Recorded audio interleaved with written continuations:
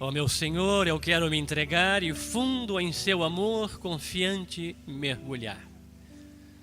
Num instante de silêncio, de olhos fechados, você estica um pouquinho essa oração, dizendo para Jesus que você quer mergulhar, confiante no seu amor. Fala para o Pai: Pai, eu quero mergulhar, confiante no teu amor de Pai. Reza um instante.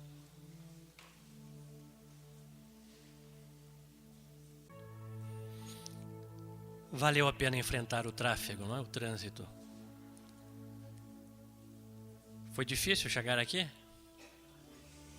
mas valeu a pena. Só por esse instante de paz e de silêncio já valia a pena. Vamos então dar mais um passo nesta caminhada de reflexão sobre os mandamentos. Já foi comentado que esta palavra não é uma palavra muito simpática, não é? A simples enunciação do termo mandamentos pode despertar em muita gente uma reação emocional negativa. Mandar, mandão, mandona. A simples lembrança dos mandamentos pode suscitar a imagem, claro que é uma imagem falsa, mas pode suscitar a imagem de um Deus mandão, um Deus tirano, um Deus intervencionista, um Deus invasor da liberdade humana, que toda hora que a gente quer fazer alguma coisa diz não. Eu queria roubar, não roubarás. Queria dar uma bronca no meu pai, honrarás teu pai e tua mãe. Queria dar uma olhadinha na mulher do outro, não cobiçar as coisas alheias. Deus atrapalha, Deus proíbe, Deus tira a alegria de existir. Muita gente sente e pensa assim. Por que será que às vezes os filhos são rebeldes? Nem sempre, mas às vezes são. Por que será que há tantos pais e mães sofrendo com a rebeldia dos filhos? Com certeza esses filhos ainda não perceberam que são amados. E, não se sentindo amados, as ordens dos pais soam aos ouvidos e até ao coração desses filhos como imposição, como intervenção, como simples proibição. Claro que essa imagem de Deus é uma imagem falsa. Afinal de contas, foi Ele que nos deu a liberdade. Foi o próprio Deus quem nos criou livre. Não haveria de ser um Deus sádico dizendo: vou dar a vocês a liberdade para em seguida proibir que vocês façam uso dela. Então, Ele não pode ser um invasor da nossa liberdade. Foi Ele quem nos deu a liberdade. Deus quer nosso bem.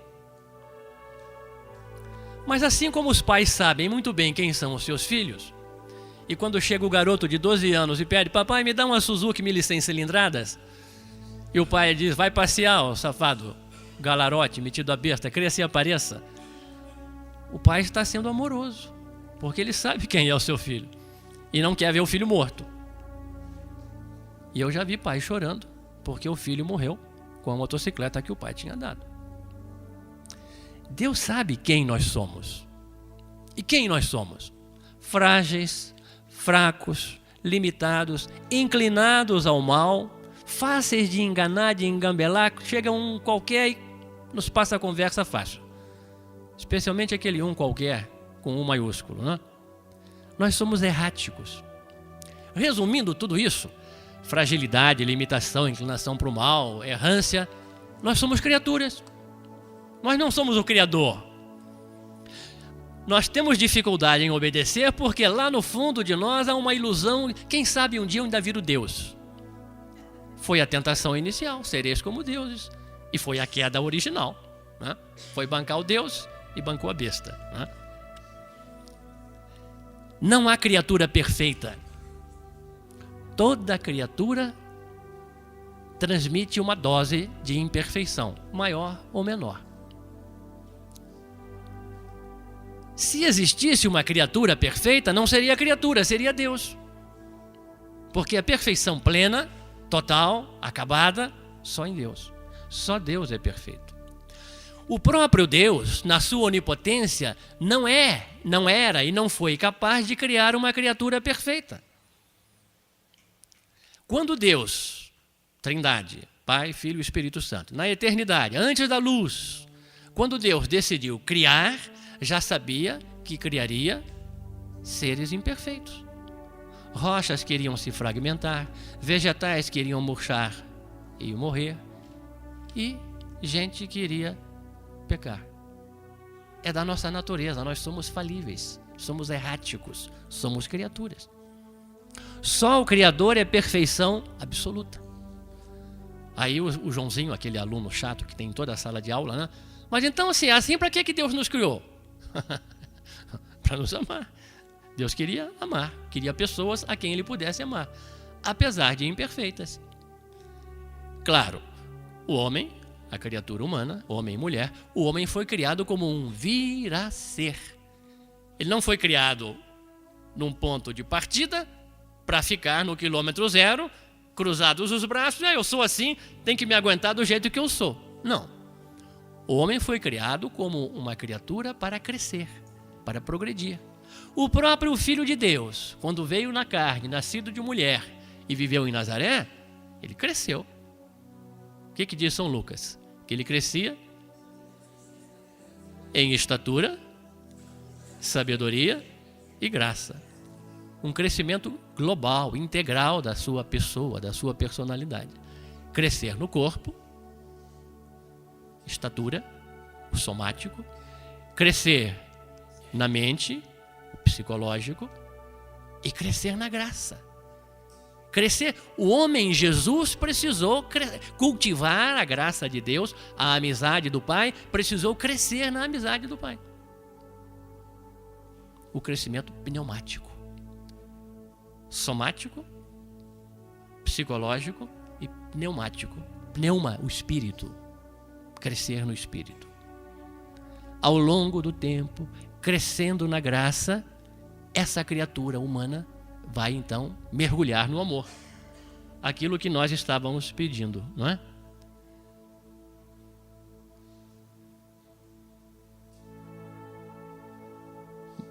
Confiante mergulhar no amor de Deus. Esse mergulho, até a hora da morte, não acontecerá de todo. E depois da morte, durante toda a eternidade, na contemplação de Deus, uno e trino, estaremos sempre como um vir a ser, nunca acabados, senão a eternidade, num dado momento, ficava chata. Exatamente por ser eterna, não tem fim. Quando então se trata de trocar um amoreco aqui de baixo pelo amor de Deus, nós estamos trocando algo efêmero, que dura pouco, frágil, limitado, por um outro amor infinito, eterno, que nada pode nos tomar. Deus sabe quem somos. E quem somos? Vamos ver o que diz o Salmo 103. Salmo do rei Davi, que experimentou tão bem o amor, a misericórdia, o perdão de Deus. Salmo 103, 102, versículos 14 a 16.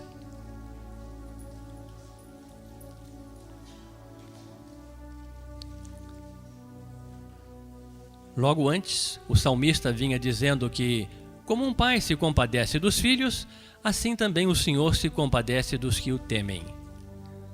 Temem no sentido de um respeito amoroso, o medo de ferir aquele que ama tanto. Não é?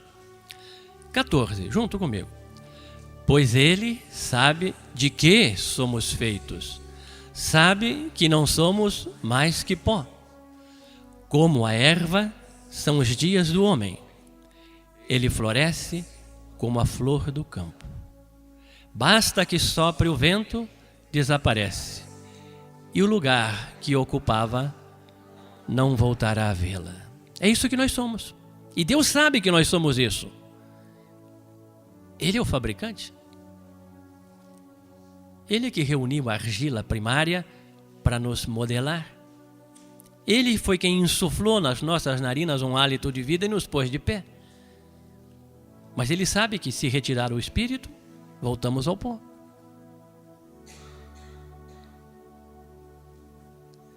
Deus é incapaz de agir conosco de igual para igual, nos esmagaria. Como o meninão que é agredido pelo menininho. Às vezes acontece que o irmão caçula quer brigar com o irmão mais velho. E ele sabe que há uma desproporção de forças e não pode reagir. Mas ele estica o braço e mantém o agressor à distância, que não consegue chutar a canela do irmão mais velho porque o outro é muito mais forte. Tem gente com raiva de Deus pensando que está lutando com alguém igual. Ora, ponha-se no seu lugar. Faça-me o favor. Deus sabe da nossa fraqueza, da nossa limitação, da nossa miséria e apesar disso nos ama. A última coisa que Ele faria conosco era entrar em choque, brigar, atacar, agredir, destruir. Seria uma covardia. Se o irmão mais velho não faz isso, quanto mais Deus, né? Pó. Na Bíblia, pó significa nada. O pó não tem formato. Diferente do barro que foi modelado. O oleiro pegou o barro, fez o vaso de barro, né? O pó não. O pó é ausência de figura. Na Bíblia, no sentido bíblico, pó é ausência de forma, não tem forma. Lembra do Gênesis 1? No princípio, Deus criou a terra estava... A senhora para de falar da minha melancia, viu? Que já chegou aos meus ouvidos.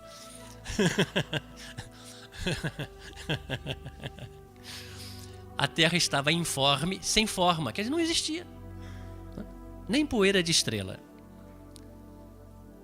O pote, quando quebra, ainda forma cacos.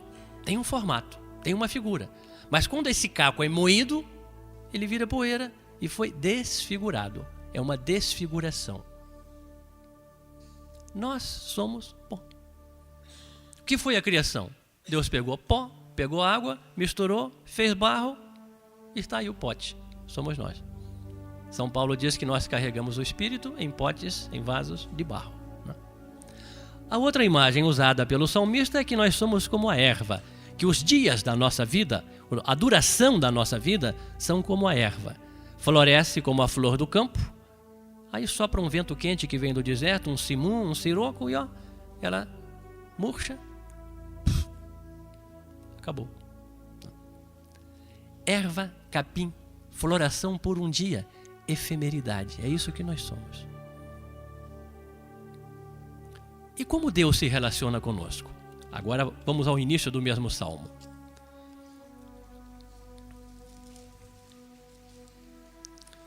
Minha alma bendize o Senhor. Aliás, eu li mal. Minha alma é um vocativo. Oh, minha alma. E um imperativo. Bendize o Senhor e tudo o que há em mim. Bendiga o seu nome, o seu santo nome. Minha alma, bendize o Senhor, e não esqueças nenhum de seus benefícios.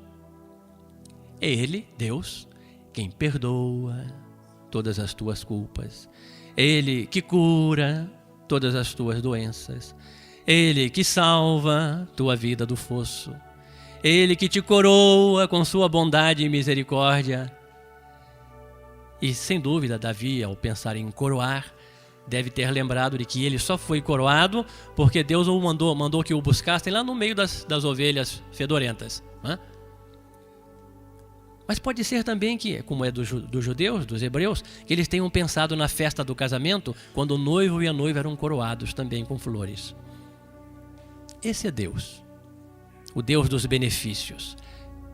Eu tenho culpas, Ele vem e perdoa. Eu tenho doenças, Ele vem e cura. Eu estou na fossa, Ele vem e salva. E me dá prêmios que eu não mereço. Me coroa com bondade e misericórdia. É Ele, Deus, que pela vida fora te cumula de bens. Cumular, encher, até as bordas, como as talhas de água de Caná. E, em consequência, tua juventude se renova como a da águia. Mudamos de penagem, de plumagem e parecemos novos. Hoje eu me sinto como uma águia de penas renovadas.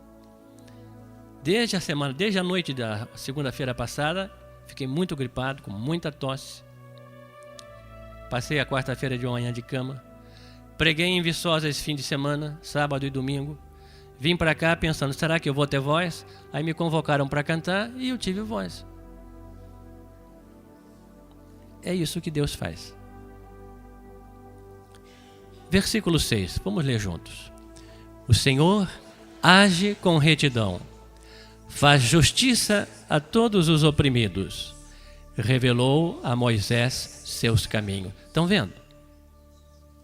Depois de dizer tanta coisa que a gente percebe que é dom, que é graça, que é sinal do amor de Deus por nós, perdoar, curar, salvar, coroar, acumular de bens, parece que Davi deixou para o final aquilo que ele, penso eu, considera como o maior sinal de amor. Não é perdoar, nem curar, nem salvar, nem coroar. Para ele, da antiga aliança, o grande sinal do amor de Deus é que ele mostrou seus caminhos através de Moisés. O que é que significa aqui caminhos? É sinônimo de quê? De preceito, de vontade, de mandamentos, de lei. Esses caminhos são a lei. Deus ama tanto o seu povo que passou o mapa da mina, o caminho, o roteiro de viver em 10 etapas, os mandamentos. O Senhor age com retidão, ele é incapaz de trapacear, né? Faz justiça a todos os oprimidos, fica sempre do lado mais fraco. E, no ponto maior, máximo de demonstração do seu amor, o Senhor revelou a Moisés os seus caminhos. A gente agradece a Deus tanta coisa, né? Toda vez que tem uma reunião, eu ouço alguém agradecer a Deus o dom da vida. Não me lembro nenhuma única vez de ter ouvido alguém agradecer a Deus os 10 mandamentos. O que para mim já é um mau sinal. Ou melhor, é um diagnóstico. Já é sinal de que a gente achou muitas outras coisas dignas de gratidão, mas não pensou nisso.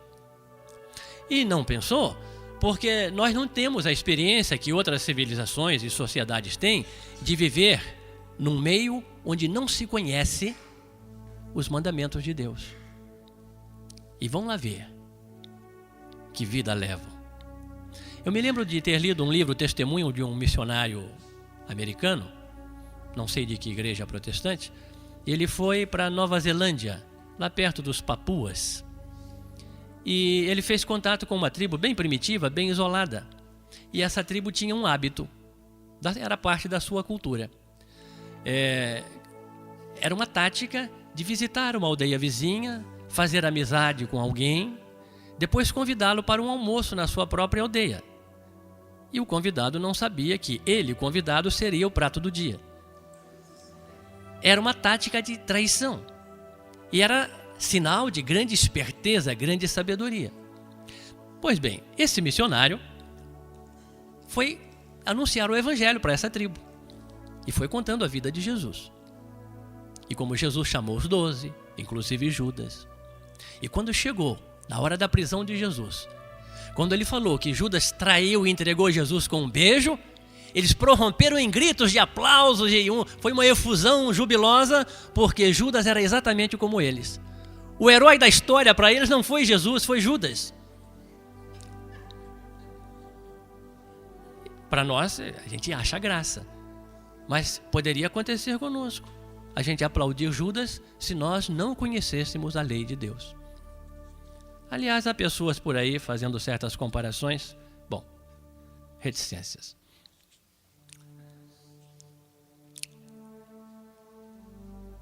Retomando a partir do versículo 6, juntos. O Senhor age com retidão, faz justiça a todos os oprimidos, revelou a Moisés seus caminhos, suas grandes obras aos filhos de Israel. O Senhor é misericordioso e compassivo, lento para a cólera e rico em bondade. não estará em demanda para sempre, e não dura eternamente a sua ira. Até aí. Mesmo que a gente olhe para Deus e atribua a Ele uma imagem antropomórfica, ou seja, ainda que a gente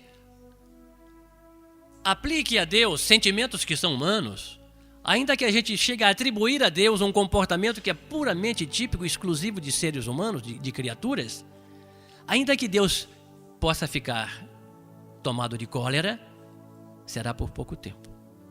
E não vai ficar em demanda, em discussão conosco para sempre. Ele vai acabar cedendo, penso eu. 10. Não nos trata conforme nossos pecados. Não nos castiga conforme nossas culpas. Quando a gente fica sabendo de alguém que cometeu um grande crime, um estupro, é comum que alguém diga: por isso que eu sou a favor da pena de morte. Deus não é a favor da pena de morte. Deus nunca nos trata conforme nossos pecados. Há uma desproporção notável entre o crime que cometemos e o castigo pedagógico que Deus nos aplica. É como aquelas palmadinhas de mãe que fazem mais barulho do que impacto. Ainda que a minha sogra dissesse: das chineladas que eu dei, lamento as que eu errei. Essa era firme no golpe. Deus não nos trata conforme nossos pecados. A justiça de Deus não é retributiva, toma lá da cá. Fez? Ah, vai ter. Não.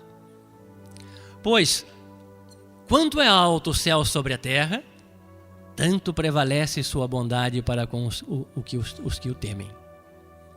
Davi não conseguiu achar nada mais remoto, mais longe, mais fora do alcance humano, mais transcendente do que o céu, lá longe. Pois é nessa medida, hoje ele falaria em anos-luz ou coisa assim, não é? É nessa medida enorme, de grande distância, que a bondade de Deus prevalece sobre aqueles que têm por ele um amor respeitoso. E usa outra imagem. Tanto quanto é distante o Oriente do Ocidente, os extremos do planeta, né? Assim, tanto ele, Deus, afasta de nós nossas culpas. Como um pai se compadece dos filhos, agora Davi está abandonando as grandes distâncias e está falando da intimidade. Assim como um pai se compadece dos filhos, assim o Senhor se compadece dos que o temem.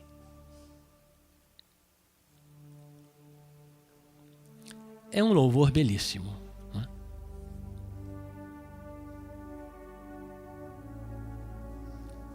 E ele não se cansa, insiste de várias maneiras em dizer a mesma coisa. No versículo 17, Davi diz que não começou num dado momento essa bondade, sempre foi assim. A bondade do Senhor, desde sempre, e também não terá fim, e para sempre, é para os que o temem. E sua justiça para os filhos dos filhos. Deus se compraz, Deus se agrada em retribuir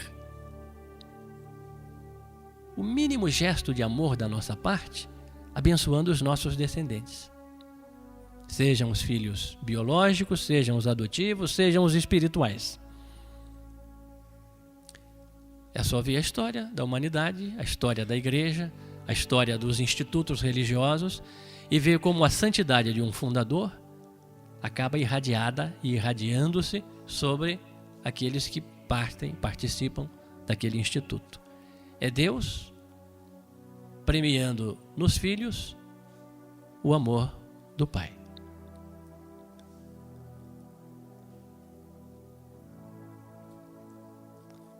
Um belíssimo louvor. Mas aquilo que estava lá no versículo 7, a revelação da lei, ao menos de hoje em diante, que nós não nos esqueçamos mais de que é um ato de amor. Quando o pai ensina o filho a atravessar a rua no sinal verde, ensina a atravessar na faixa, ele está demonstrando amor. Quando Deus nos deu os mandamentos, ele estava dizendo que se importava conosco.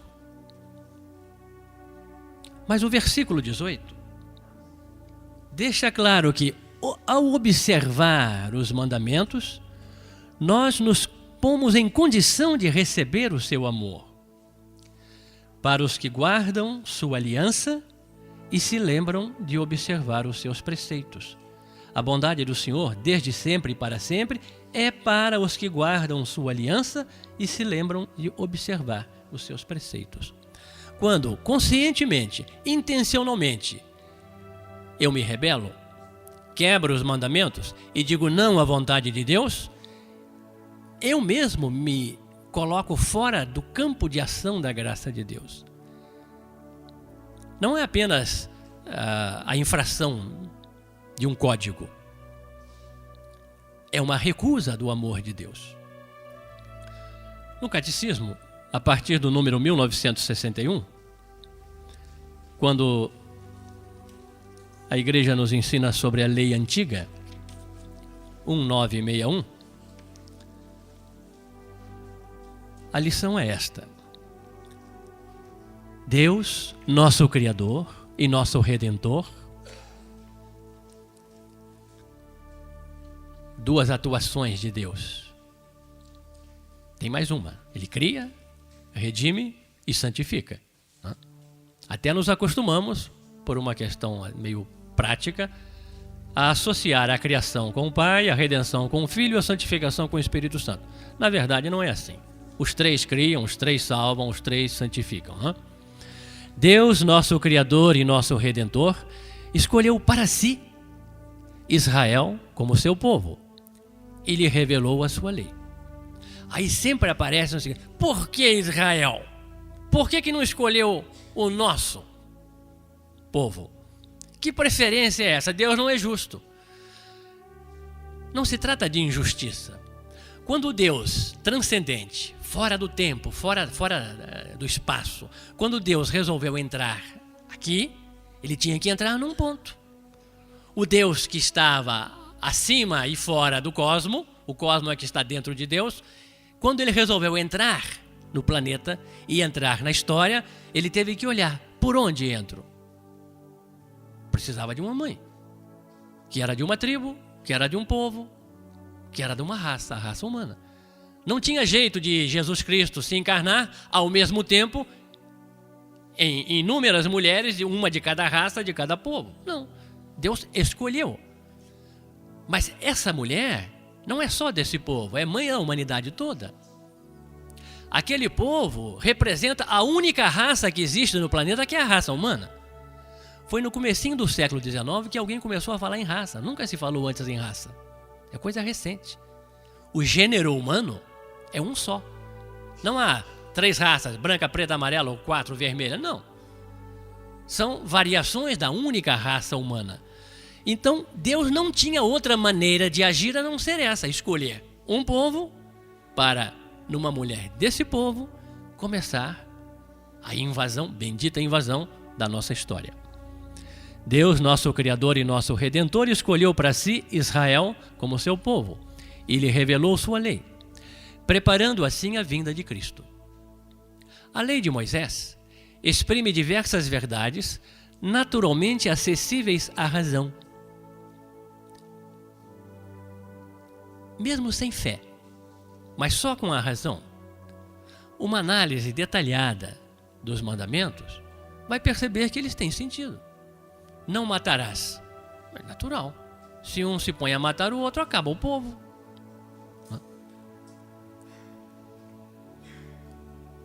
Tem esse lado da lei que é acessível à razão. Estas verdades se acham declaradas e autenticadas no interior da aliança da salvação. Quando Deus manifesta a sua intenção, o seu desígnio de ser nosso aliado: eu serei o vosso Deus e vós sereis o meu povo, os mandamentos estabelecem como que o espaço dessa aliança. A aliança acontece no interior da vontade de Deus manifestada nos mandamentos. A lei antiga, o decálogo, os mandamentos, é o primeiro estágio da lei revelada. Suas prescrições morais estão resumidas nos 10 mandamentos. Os preceitos do Decálogo assentam as bases da vocação, o alicerce, né? Da vocação do homem, feito à imagem de Deus. O que fazem os 10 mandamentos? Proíbem aquilo que é contrário ao amor de Deus e do próximo e prescrevem o que lhe é essencial. O marido que trai fere uma mulher que é filha de Deus. Deus fica indiferente? Claro que não. Deus sofre? Eu aposto que sim, apesar de dizerem aí os teólogos que Deus é impassível. Porque se Deus se encarnou e não sofre, então faz de conta, não é verdadeira essa encarnação. Não. Os mandamentos proíbem aquilo que é contrário ao amor de Deus. Tanto que Jesus depois vai resumir todos os 10 mandamentos num duplo imperativo. Amarás a Deus e amarás ao próximo. E aí nós começamos a entender que mandamentos e amor andam juntos.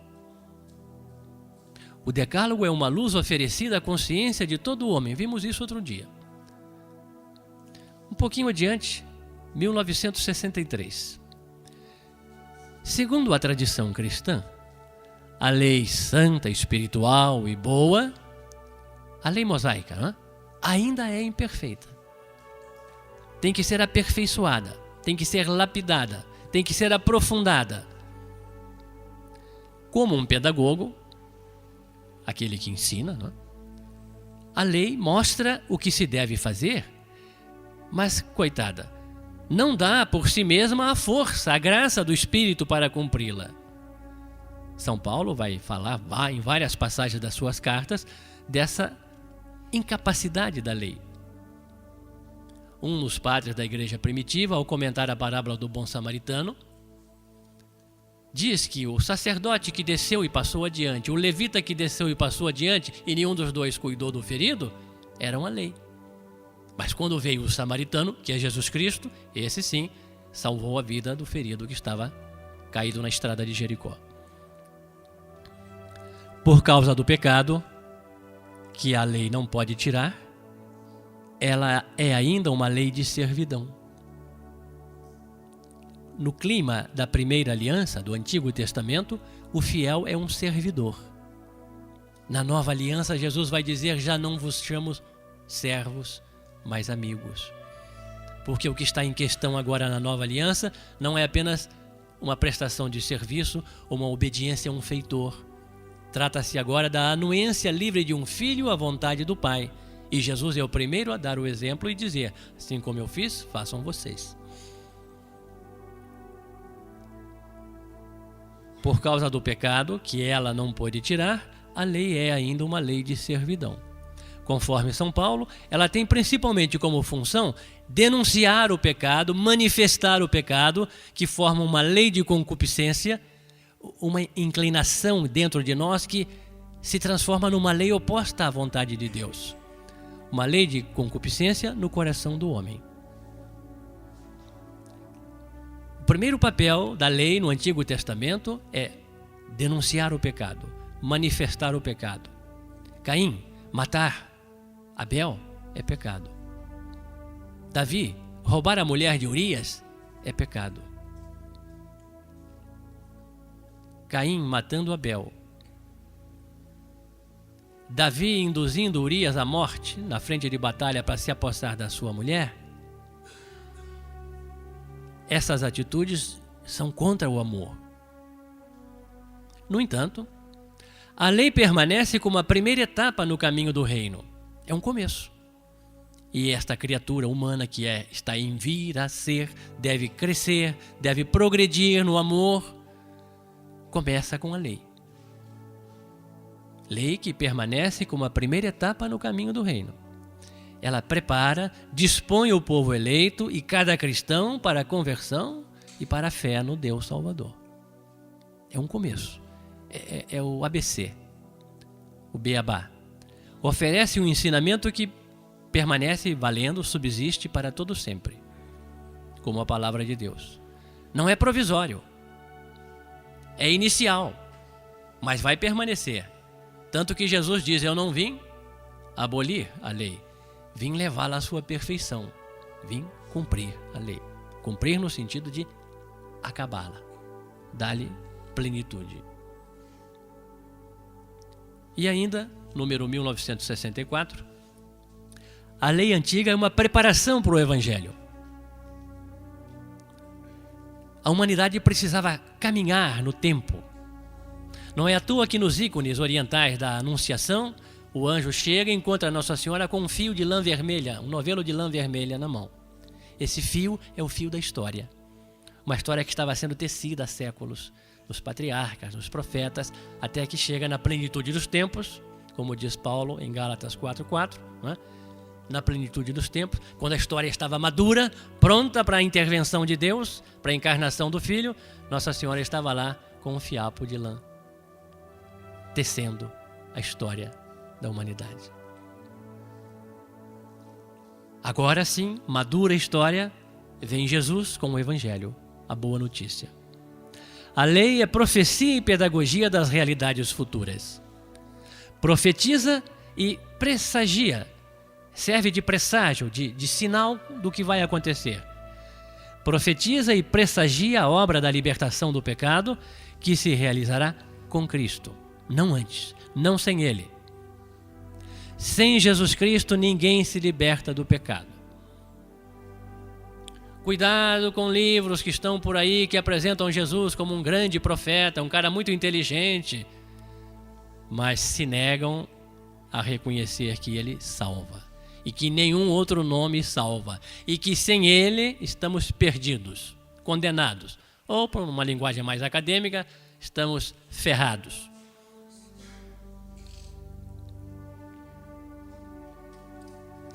A lei, o Antigo Testamento, fornece ao Novo Testamento as imagens, os tipos, os símbolos.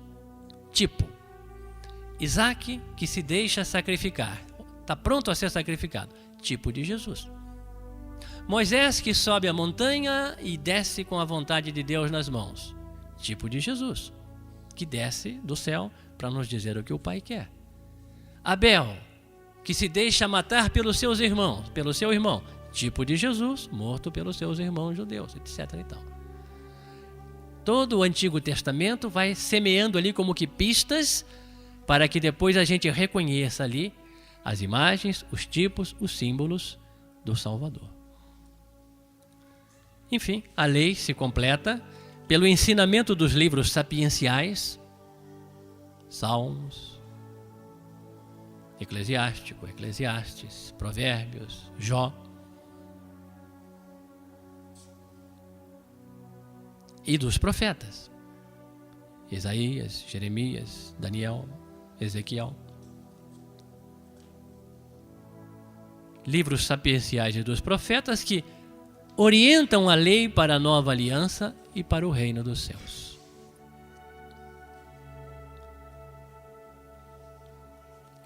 Eu gostaria muito se nós todos hoje saíssemos daqui com um sentimento de gratidão. Obrigado, meu Deus, pelos mandamentos. Gostaria que nós saíssemos daqui convencidos de que os mandamentos são, no fundo, uma questão de amor. Deus nos dá os mandamentos porque nos ama. Dá a nós os mandamentos porque Ele quer que nós sejamos livres do mal. Deus quer que nós vivamos em paz. Deus quer que nós experimentemos a fraternidade. Deus quer que nós sejamos santos. E não dá para ficar livre do mal quebrando os mandamentos. Não dá para viver em paz um roubando a mulher do outro. Não dá para experimentar. Notícia de hoje, a mãe deu chumbinho para 2 crianças, 2 filhos, que morreram, porque o marido o abandonou, e ela então, não aceitando o abandono, errou gravemente. Mas o marido criou as condições. Não dá para viver em paz sem os mandamentos. Não é com acordos internacionais que o planeta vai ter paz. Não dá para viver como irmãos sem os mandamentos. Não dá para ser santos sem os mandamentos. E exatamente aí estão os efeitos da obediência.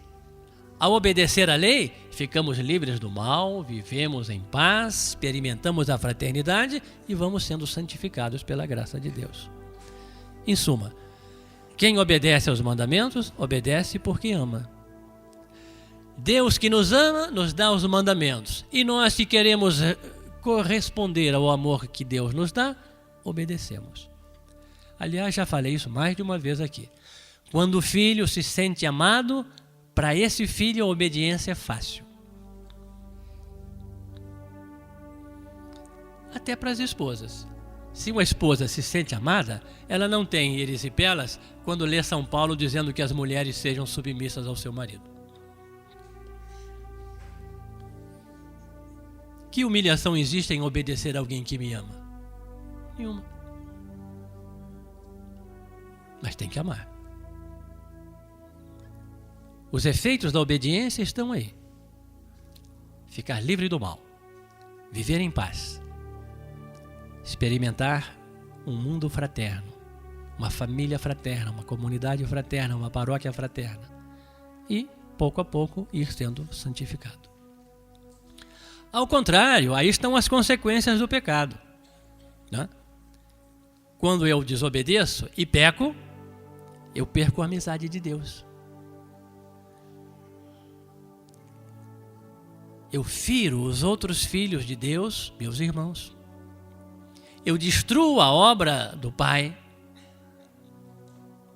Eu desprezo esse amor que me foi oferecido. Por isso, nós obedecemos aos mandamentos porque não queremos perder a amizade de Deus. Obedecemos aos mandamentos porque não queremos ferir os outros irmãos. Um exemplo. Se eu não pago os meus impostos, eu deixo de contribuir com uma quantia que poderia ser aplicada na saúde, na educação, etc. Estou usurpando, estou roubando dos meus compatriotas. Ao obedecer a Deus, nós mostramos que não queremos destruir a obra do Pai, que não queremos desprezar o seu amor por nós. Bento XVI, na sua primeira encíclica, até agora única, no item 9, o segundo parágrafo, ele fala da paixão de Deus pelo seu povo.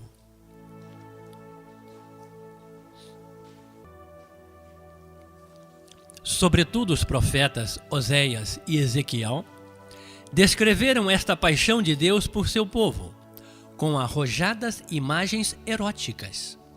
Quer dizer, um amor encarnado. A relação de Deus com Israel é ilustrada por meio das metáforas do noivado e do matrimônio. Consequentemente, a idolatria é adultério e prostituição. Assim se alude concretamente aos cultos da fertilidade, com seu abuso do eros, mas ao mesmo tempo é descrita também a relação de fidelidade entre Israel e seu Deus. Deus que ama Israel com um amor esponsal. A palavra hebraica é ezed. Mas também com um amor maternal. A palavra hebraica é rahamim. A história de amor de Deus com Israel consiste em sua profundidade no fato de que ele, Deus, dá a Torá, dá a lei, dá os mandamentos, isto é, abre os olhos a Israel sobre a verdadeira natureza do homem. Pecador, falível, limitado. E indica-lhe a estrada do verdadeiro humanismo, os 10 mandamentos. Por seu lado, o homem, vivendo na fidelidade ao único Deus, sente-se como aquele que é amado por Deus e descobre a alegria na verdade, na justiça. Alegria em Deus que se torna a sua felicidade essencial. E o salmista vai perguntar: que terei eu nos céus? Quem terei eu nos céus? Além de vós, nada mais anseio sobre a terra. O meu bem é estar perto de Deus. E se eu tenho Deus, e se Deus me tem, não preciso roubar. E se eu experimento o amor afetivo de Deus, eu não preciso matar. E se eu sinto que sou amado por Deus, não me custa obedecer. Santa Teresinha do menino Jesus e da Sagrada Face? Aquela santa que tem o que mesmo nas mãos? Beatriz não cai mais na minha armadilha, não. Que tem uma baita de uma cruz nas mãos, mas o pessoal só quer ver as flores, né? Ninguém quer ver a cruz. Santa Teresinha, no manuscrito A, número 237, ela escreveu assim. Lembrando que ela escreveu por obediência. Não foi iniciativa dela. Um dia eu vou ser canonizada, então vou escrever a minha autobiografia. A Madre Superiora do Carmelo ordenou que ela escrevesse as suas memórias, digamos assim. E então ela diz: ó Madre querida, depois de tantas graças, eu posso cantar com o salmista. O Senhor é bom, eterna é a sua misericórdia. Parece-me que se todas as criaturas tivessem a mesma graça que tenho, Deus não seria temido por ninguém, mas amado loucamente. E por amor, não tremendo, as almas recusariam causar-lhe tristeza. Numa frase, ela diz tudo o que eu tentei dizer até agora.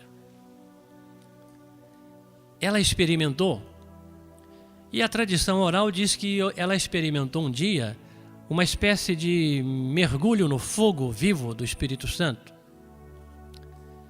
E sem dúvida ela deveria estar pensando nisso. Foi uma experiência pessoal do amor de Deus que Teresinha experimentou.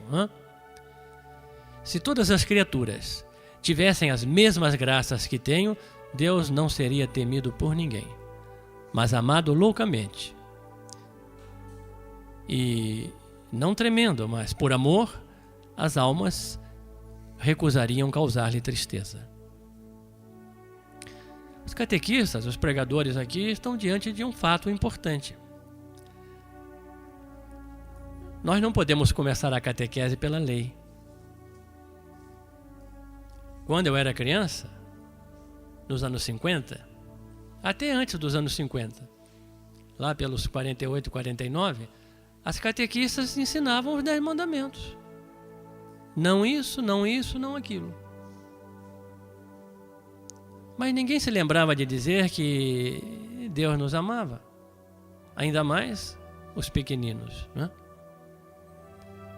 Agora, depois que a criança está convencida de que é amada por Deus, provavelmente ela vai aceitar melhor aqueles limites impostos propostos pelos mandamentos. Acho que já comentei com vocês que na escola primária nem era grupo escolar, era menos que grupo, eram escolas reunidas, né? As aulas de religião eram aulas de desenho. A professora simplesmente fazia um desenho no quadro que nós devíamos copiar. Eu me lembro de um deles. Havia um muro, atrás do muro uma casa com uma árvore frutífera, eu imaginava que eram maçãs, eram vermelhas, e 2 ou 3 moleques pulando o muro. Acho que era o 7º mandamento. E lá no alto um grande triângulo com um baita olho dentro do triângulo. Quer dizer, eu estou de olho em vocês. A intenção pedagógica, altas pedagogias, era evitar que a gente pulasse o muro, quebrasse a perna ou levasse um tiro de sal do dono da árvore. Agora faça-me o favor. Em termos de evangelização, é um fracasso total. Teresinha continua. Compreendo que as almas não podem ser todas iguais. É preciso que existam de diversas famílias, a fim de honrar especificamente cada uma das perfeições de Deus. Olha como ela é inteligente. Essa garotinha que morreu aos 24 anos de idade já sabia, ao menos intuitivamente, que cada santo, na impossibilidade de refletir a santidade de Deus, reflete uma das facetas, né, do grande poliedro da santidade de Deus. Então, o Deus mestre aparece em Dom Bosco, o Deus milagroso aparece em Santo Antônio de Pádua, e assim por diante, né? A mim, diz Teresinha, a mim ele deu sua infinita misericórdia, e é por meio dela, que é o prisma, a lente, né, Para ela é a misericórdia. É por meio dela que contemplo e adoro as demais perfeições divinas.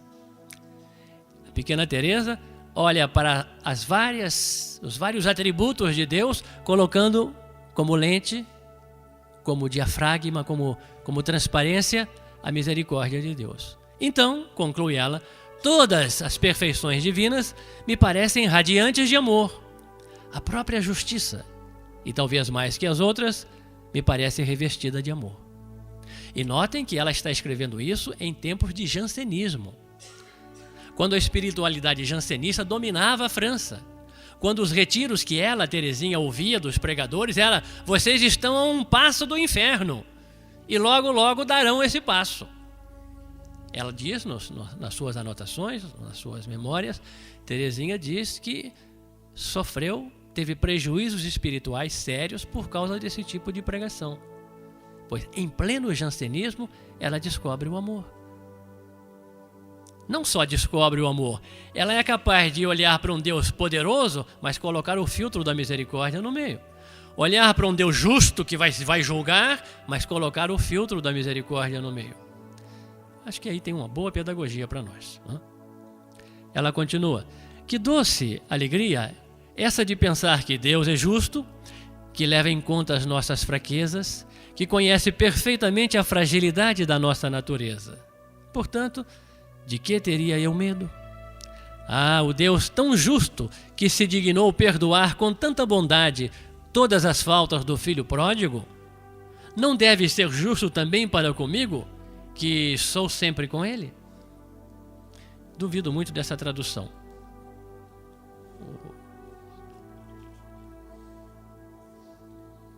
Deixe quieto. Sou sempre, deve ser estou sempre. Em francês o mesmo verbo é ser e estar, né? Continua no item seguinte, 238, festa da Santíssima Trindade. Teresinha diz: eu pensava nas almas que se oferecem como vítimas à justiça divina, a fim de desviar e atrair sobre si os castigos reservados aos culpados. Eu penso numa Martha Robin, numa Teresa Neumann, numa Catherine von Speer e tantos outros, né? Madame R. na França hoje. Esse oferecimento, como vítima, parecia-me grande e generoso, mas eu estava longe de me sentir inclinada a fazê-lo. Oh, meu Deus, exclamei no fundo do meu coração, só vossa justiça recebe almas que se imolam como vítimas? Vosso amor misericordioso não precisa também? Safadinha, espertinha. Ela quer se oferecer como vítima a Deus, mas não a justiça de Deus. Ela quer ser vítima da misericórdia de Deus. Em todo lugar é desconhecido o amor misericordioso, rejeitado. Os corações aos quais quereis prodigalizá-lo se inclinam para as criaturas, pedindo a elas, criaturas, a felicidade com a sua miserável afeição, em vez de se lançar em vossos braços e aceitar vosso infinito amor. Desde esse dia, esse feliz dia, parece-me que o amor me penetra, me cerca, que a cada instante esse amor misericordioso me renova, purifica a minha alma e não deixa vestígio algum de pecado. Portanto, não posso temer o purgatório. Para que purgatório para uma pessoa que se deixou queimar pelo amor de Deus durante a vida?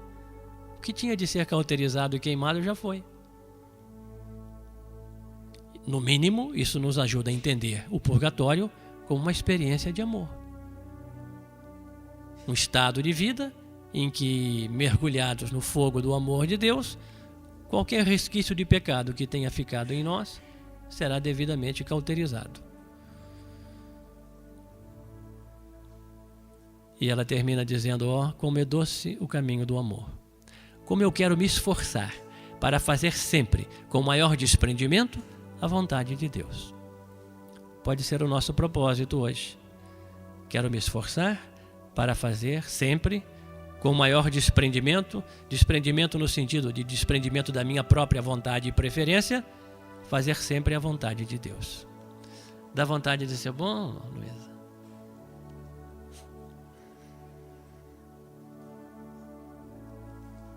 Você quer falar sobre isso? que eu pesquei uma frase ali da partilha.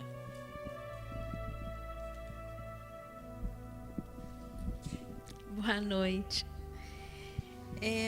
Na parte diante dessa pregação.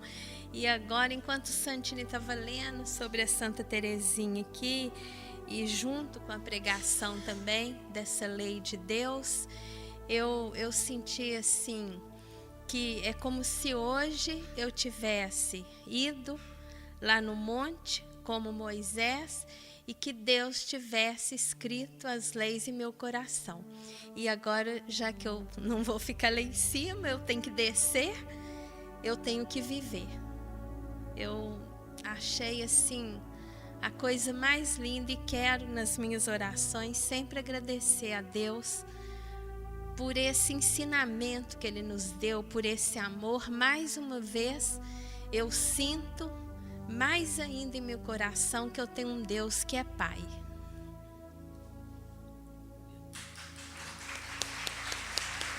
Pode bater palma, merece.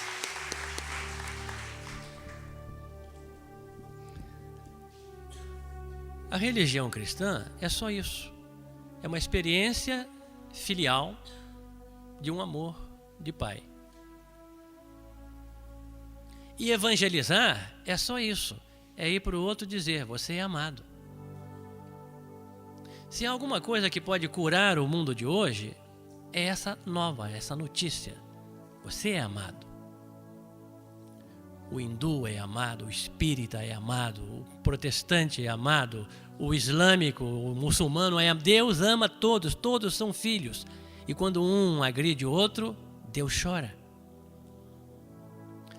Quem mais gostaria de partilhar conosco aquilo que vocês partilharam aí, 3 a 3?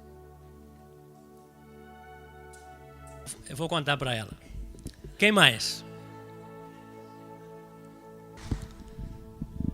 Quero terminar lendo para vocês um pedacinho do livro O Amor Sem Limites, de um monge anônimo da Igreja do Oriente. Só depois da morte dele é que o nome do autor veio a público. Morava na Inglaterra. Tu és amado. Meu filho, esta palavra que eu te dirijo te introduz bem no meio da sarça ardente. Tu não estás mais na soleira do mistério. Tu és amado. Estas 3 palavras, se queres realmente recebê-las, podem virar a tua vida de cabeça para baixo, transformar toda a tua vida. Tu és amado. É preciso começar pelo começo. É preciso pôr em primeiro lugar o meu amor pelos homens, meu amor sem limites.